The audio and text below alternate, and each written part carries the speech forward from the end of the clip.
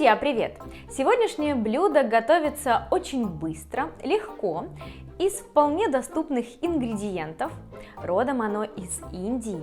Это десерт, и что самое приятное для многих, это постное блюдо. Заинтриговала я вас? Сегодня мы готовим с вами морковную халву. Но в нашем понимании халва это что-то очень-очень приторное, плотное, довольно-таки жесткое, а индийская халва морковная очень нежная, мягкая, ароматная, яркая, красивая и вкусная. Ну что, давайте скорее готовить!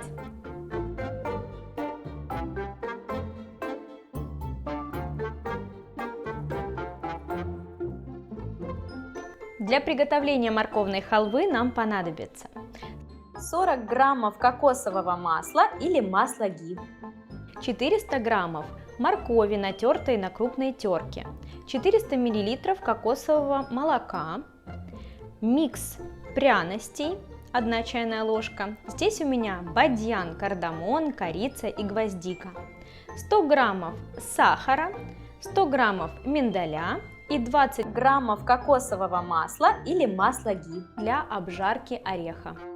Отправляем миндаль в зип-пакет и будем дробить скалкой на небольшие кусочки. Орехи можно использовать любые, которые нравятся.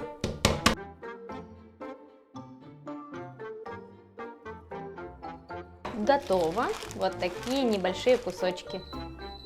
Разогреваем сковородку, отправляем сюда кокосовое масло или масло ги. Сюда же отправляем подготовленный миндаль и обжариваем его.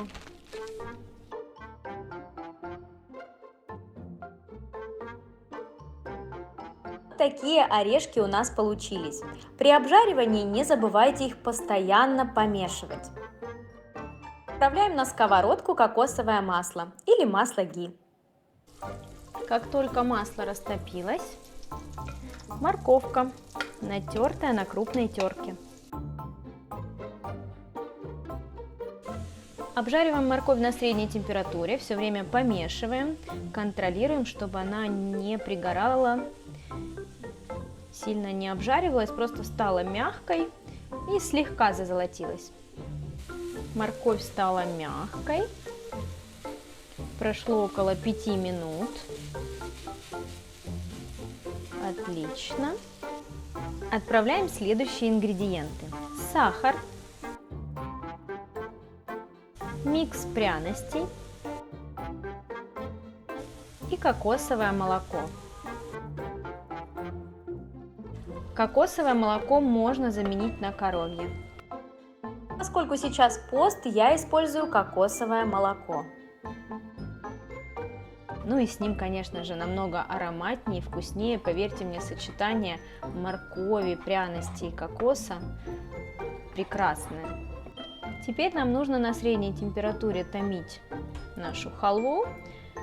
Вся влага, практически вся влага должна испариться. Обычно у меня на это уходит 15-20 минут, по-разному бывает.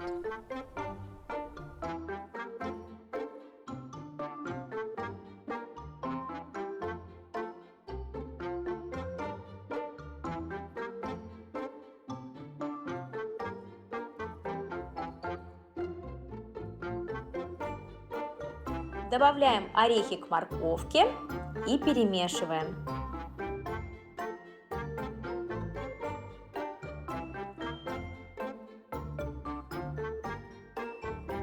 Можно использовать любые орехи.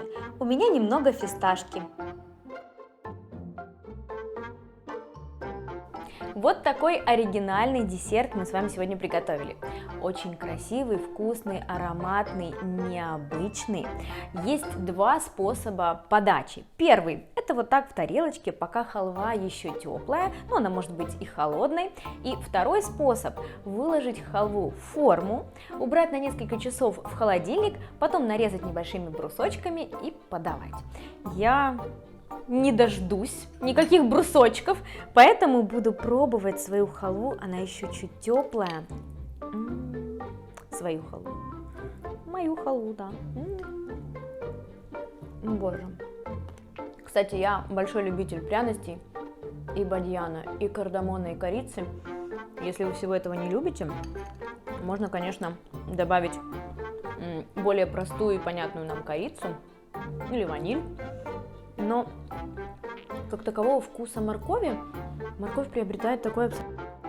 Она становится каким-то новым овощем или даже, может быть, каким-то вкусным фруктом.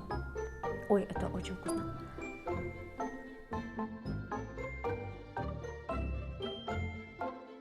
Ощущается ли здесь морковь? Не-а. И, кстати, друзья, количество сахара вы можете регулировать самостоятельно. Если вам халва покажется слишком сладкой или приторной, количество сахара можно сократить. А еще можно заменить его на сироп топинамбура или мед, или коричневый тростниковый сахар. Я уверена, что сегодняшнее блюдо было для вас интересным, полезным, чем-то таким новым и необычным. Обязательно приготовьте его дома, удивите себя и своих близких. А больше рецептов вы найдете на моем YouTube-канале, в моих книгах и на моих мастер-классах. До новых скорых встреч! И, кстати, скоро, совсем скоро много рецептов пасок. Не пропустите. Ставлю чайник. Пока!